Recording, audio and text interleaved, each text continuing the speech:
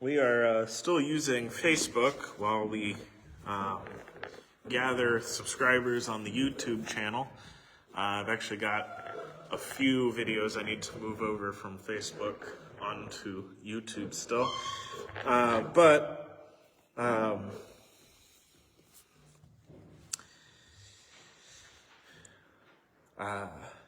As soon as we get 50 subscribers on the YouTube channel, we will switch over to streaming on YouTube instead of Facebook. The reason for the change is because Facebook deletes videos after about 30 days. So if we switch over to YouTube, YouTube will keep our videos basically forever.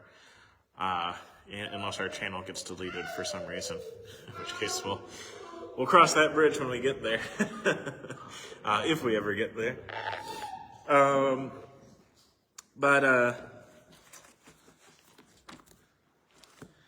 This morning we're going to be looking at the crossing of the Red Sea and seeing how it is a type of baptism.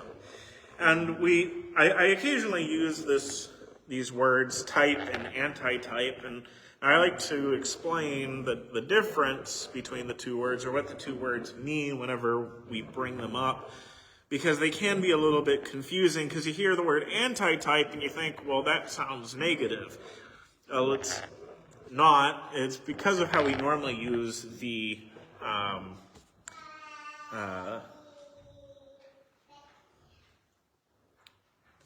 I can't think of the word. Just how we normally use the word anti. So anti means not. So it is kind of a negative. But it can mean, you can basically put anti in front of anything and change the meaning of it. And so a type of something, and we still use this word in this way, a type of something is the sort of image of a thing. And so if you have a typeface, say on a computer or on a printer, a typeface is the image of the print, and then you stamp the typeface onto the paper and you create the font.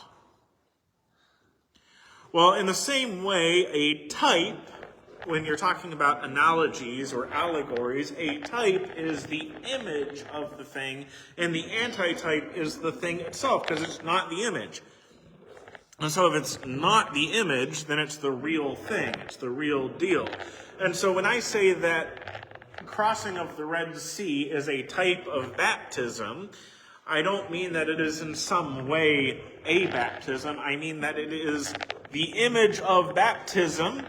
And so if we study the crossing of the Red Sea, we can learn about baptism. We can learn about what it means for us to be baptized.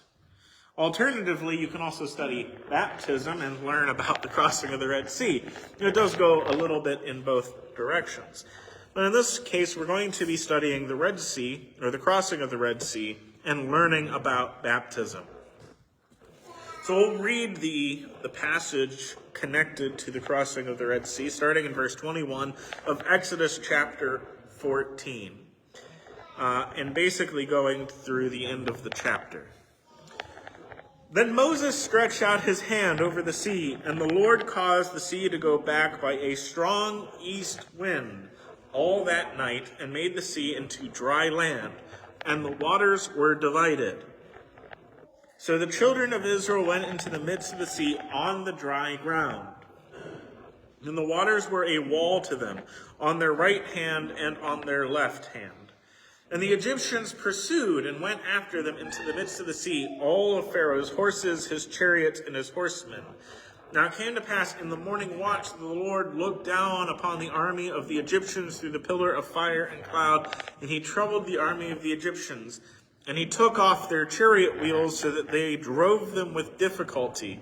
And the Egyptians said, "Let us flee from the face of Israel, for it's the Lord that fights for them against the Egyptians."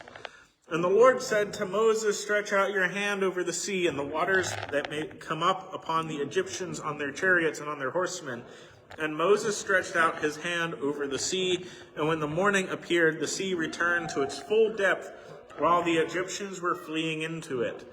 And the Lord overthrew the Egyptians in the midst of the sea. And then the waters returned and covered the chariots, the horsemen, and all the army of Pharaoh that came into the sea after them. Not so much as one of them remained, but the children of Israel had walked on dry land in the midst of the sea, and the waters were a wall to them on their right hand and on their left. So the Lord saved Israel that day out of the hand of the Egyptians, and Israel saw the Egyptians dead on the seashore. Thus Israel saw the great work which the Lord had done in Egypt, so the people feared the Lord and believed the Lord and his servant Moses.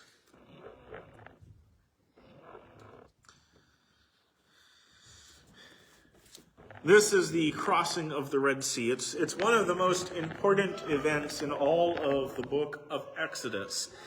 And there's quite a lot to say about it, and quite a lot of focus is given to it, and it's mentioned repeatedly throughout the rest of the scriptures because of the significance of this event.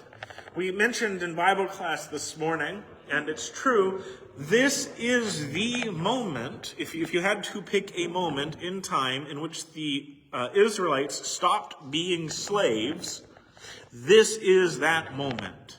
The moment they finished crossing the Red Sea and then all of the horsemen and chariots were drowned in the Red Sea, that is the moment in time in which they stopped being slaves.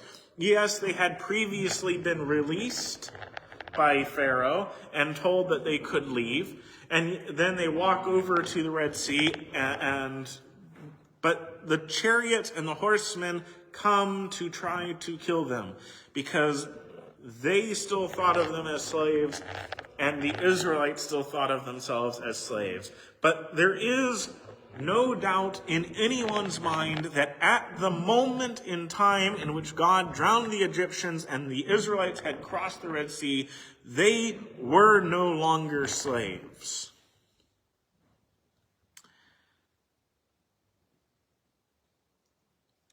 Because it is a moment in which they have made a covenant with God. They have chosen, by crossing the Red Sea, they have chosen to serve God rather than to die at the hands of the Egyptians. To be clear, that was their two choices. You can cross the Red Sea and join yourself to God, or you can stay behind and you don't have to serve God, but you will die. And when you understand that Egypt represents sin, and that's not to say that all Egyptians are not to say that all Egyptians in the modern day are sinful and hedonists that don't serve God. There are Egyptian Christians.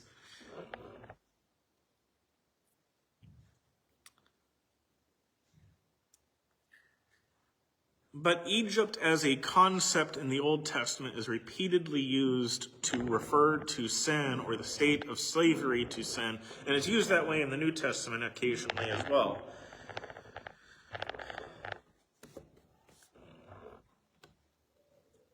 It is fitting, in many ways, that the choice is essentially die to sin or find life with God.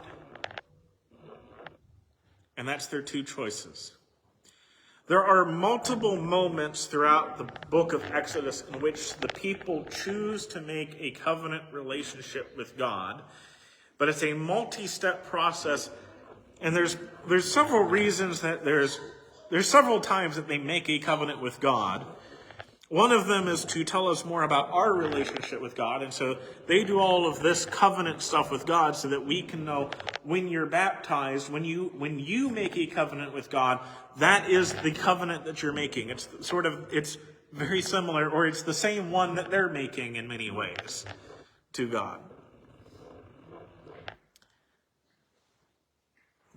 But another reason is that even us, yes, there's one distinct moment at which you make a covenant with God, but really, you're spending your whole life recommitting yourself to that covenant, to that relationship.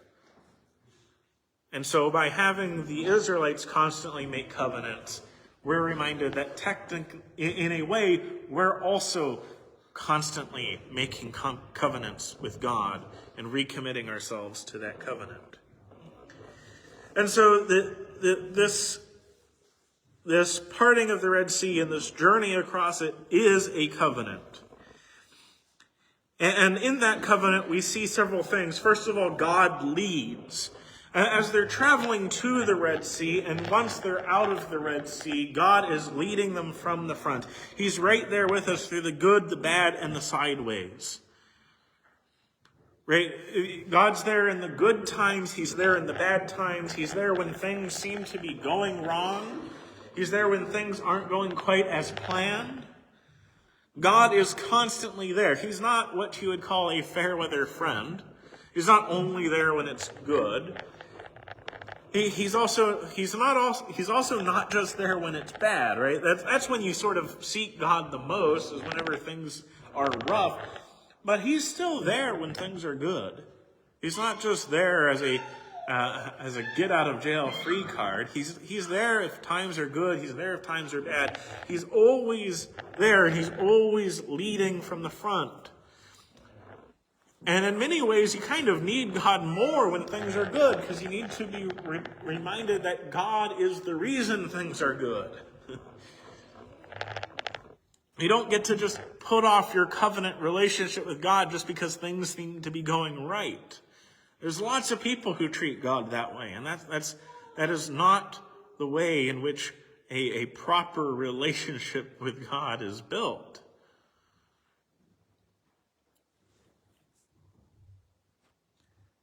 We see that God protects his people. As they're there camped by the Red Sea,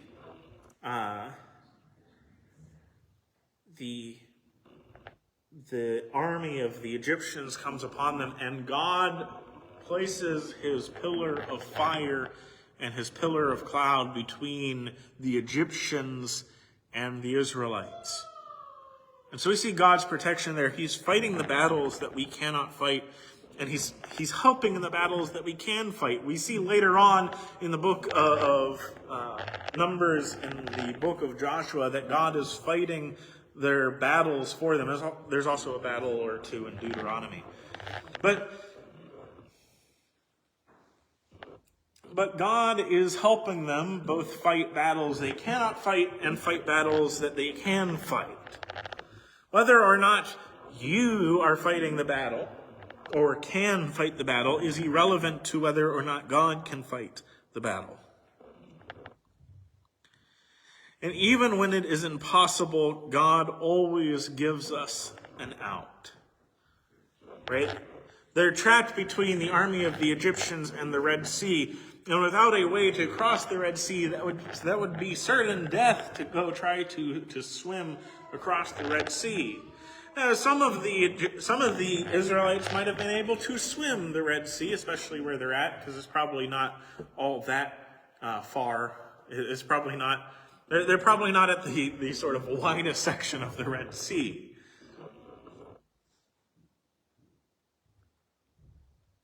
So while some of them may have been able to swim it, they had children there. They had sheep. They had cattle. They had goats. They had gold that they were carrying with them. There would have been some amount of loss if they had had to cross it on their own. But God creates a path, a way of escape for them. And not only does he create a way of escape, but it's a total escape. Because the sin that they are running from, the Egyptians that they're running from, is swept away in it.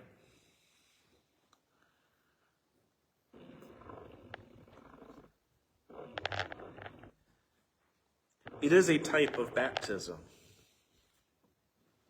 I mean, there's the obvious bit where they're surrounded on all sides by water, essentially.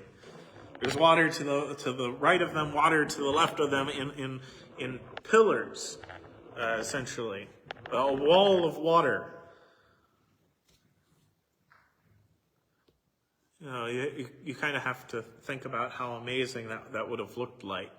What it is that you might have been able to see as you crossed the Red Sea.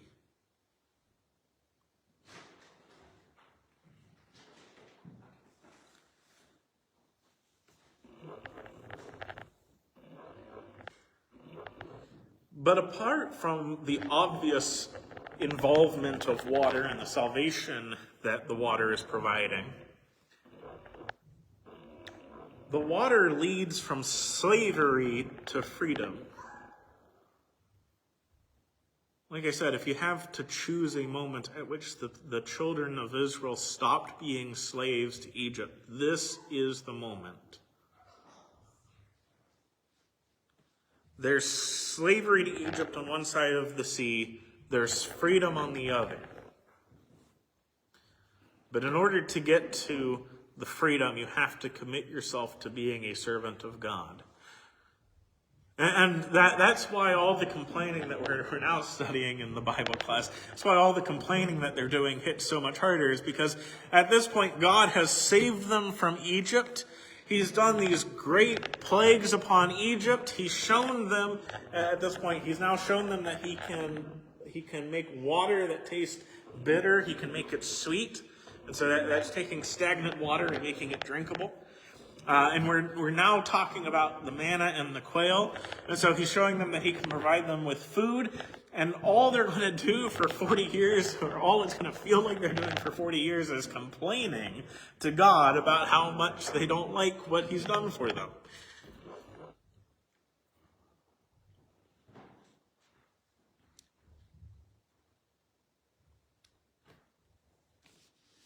Which is why it's so important for us to remember that there is slavery to sin on one side of baptism.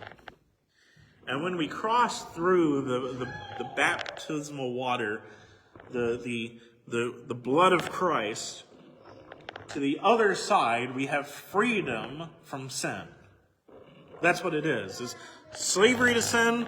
You're baptized, and now you're no longer a slave to sin, and instead you are a servant of God. But how often do we complain to God about all of the things that he's given us?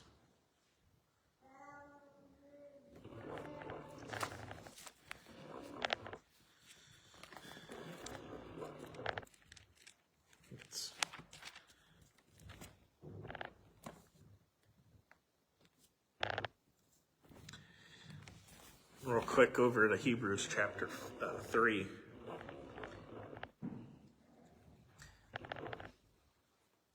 Verse 14 of Hebrews chapter 3. For we have become partakers of Christ. We hold the beginning of our confidence steadfast to the end. While it is said, today if you've heard his voice, do not harden your hearts as in the rebellion. For who, having heard, rebelled? Indeed, was it not all who came out of Egypt, led by Moses? Now, with whom was he angry for 40 years? Was it not with those who sinned, whose corpses fell in the wilderness? And to whom did he swear that they would not enter his rest, but to those who did not obey? For we see that they could not enter life because of unbelief.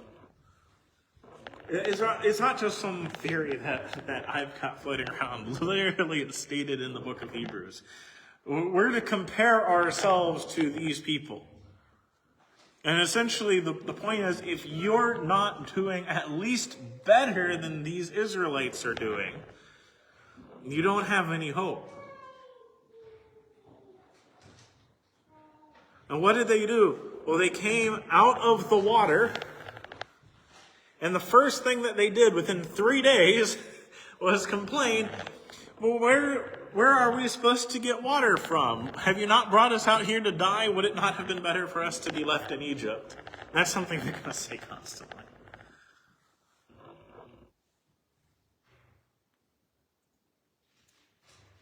Anytime that there's a small problem, they're always complaining to God. Why'd you even save me if you're just going to let me die? it's not gratefulness. It's not an understanding of what it is that God has done for you. He takes you out of slavery. He gives you freedom. The water erases the past and it forms a future. When they cross the Red Sea, the past of slavery is behind them. When we cross into Jesus through baptism, the slavery of sin is placed in the past, and it is no longer relevant. In some way, it still exists in that it happened. But it's like erasing a bit of your history from like a police report or something. Did it happen? Yes. Is it relevant to you any longer? No. Well, that's the idea here, is you can still learn from it, you can still gain from it, but it is no longer on your record. Those who have been baptized need not to fear death. The waters have cleansed away the fear of death. Just as when they crossed over from Egypt to the peninsula of Sinai, they no longer needed to fear death. Were they no longer mortal? No. They were still mortal. But they no longer had the fear of the Egyptian army. They no longer had the fear of the sin of Egypt. It's replaced instead with the fear of God, or it should have been, if they had been wise.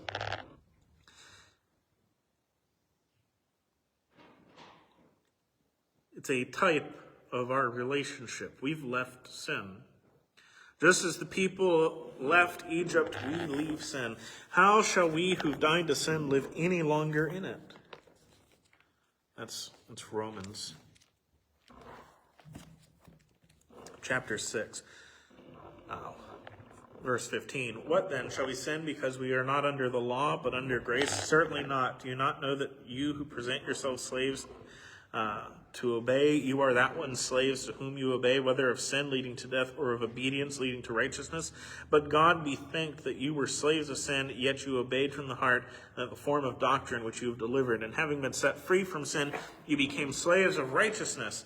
I speak in human terms because of the weakness of your flesh. For just as you are presented your members as slaves of uncleanness and of lawlessness leading to more lawlessness, so now present your members as slaves of righteousness for holiness.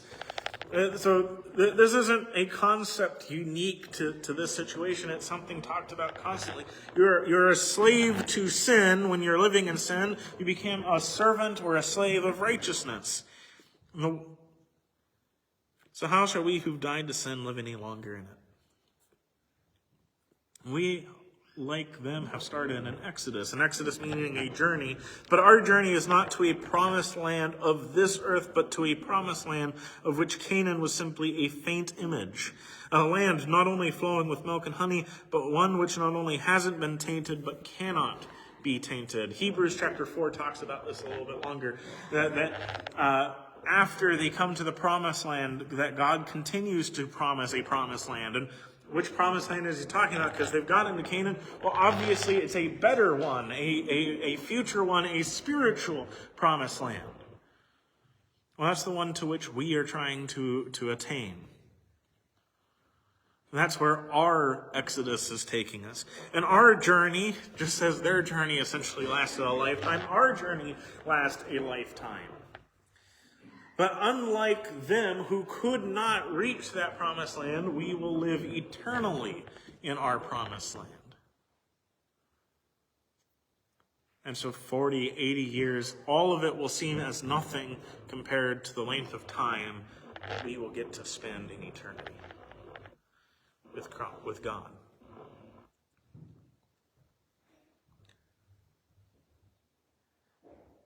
And our exodus may be difficult. There may be things that we've really got to change. We're talking a little bit in class about the fact that they've got to change their mindset from a slave mindset to a free mindset, which is true. And we've got to do the same thing. We start off as slaves to sin. We have a slave mindset to sin. You're looking for the next opportunity to sin. You're looking forward to sinning. You're thinking of new ways to sin. There's all sorts of ways to have that slave mindset to sin, and we've got to take that and over the course of time, change it to a mindset of Christ. What can I do for my fellow man? How may I serve him? How can I be a servant today? How can I be neighborly?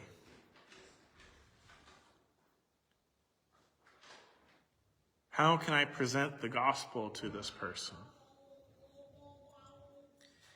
It is a change of mindset. And it can take a long time to change how you're thinking. It takes a long time to remove slavery from a people. Slavery had become their thoughts, their dreams, all they knew. And sin has all too often possessed us in the same way.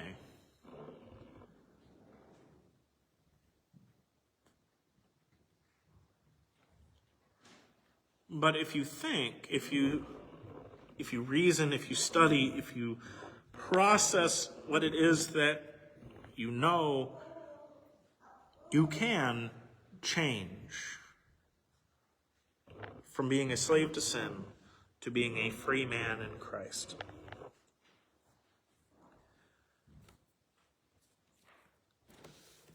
There's lots of philosophy and thoughts that men have had over the years concerning stuff like this.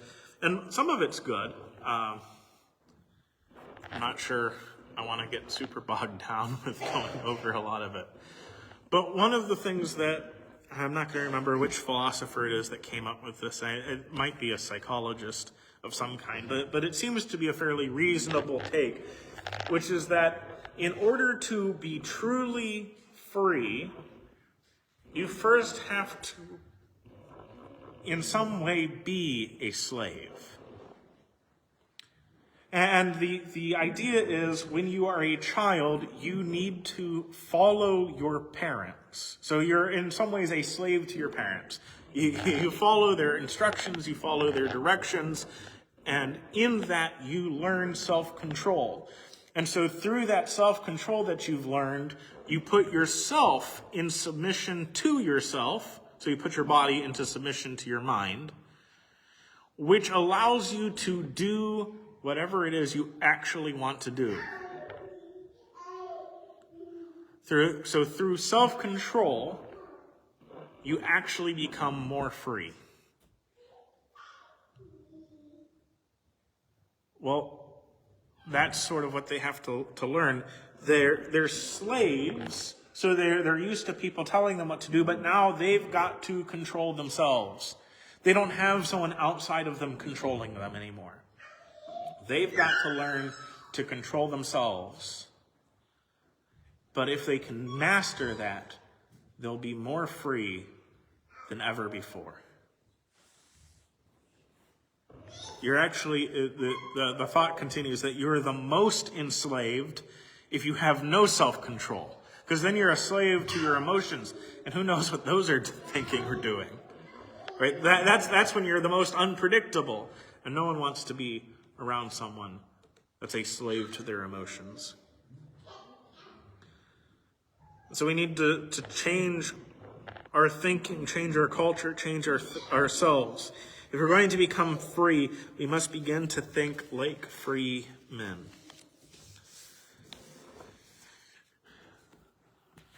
In some ways, this was a lesson on what to do to be saved, but in other ways, it wasn't. But we want to extend an invitation to put on Christ, to be baptized, to start that exodus from slavery to sin to freedom in Christ, to put on the body of Christ, to be washed of sin, to put all of those marks against you in the past, and to gain an advocate with the Father.